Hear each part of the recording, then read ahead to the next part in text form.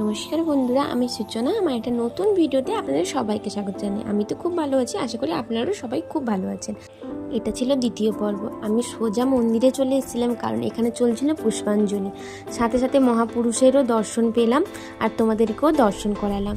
আর মন্দিরের নিচে চলছিল অনেক মহাপুরুষকে নিয়ে অনেক বক্তব্য, অনেক আলোচনা, যেটা আমি একটু শুনেছিলাম। তারপরে চলে এলাম প্রসাদ খেতে।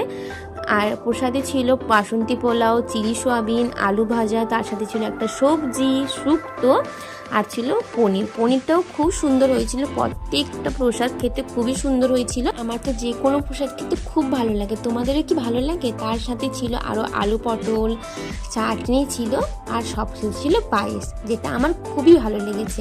বাইরে ভীষণ রোদ উঠেছিল, তাই দাদু আমাকে একটা থামস আপ এনে দিয়েছিল। ওইটা খেয়ে আমি চলে এলাম। আমার একটা ক্লাস ছিল, ক্লাস করতে।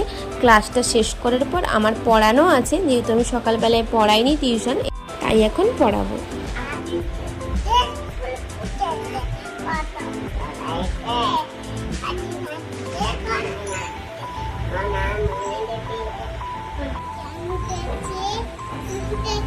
হুম হুম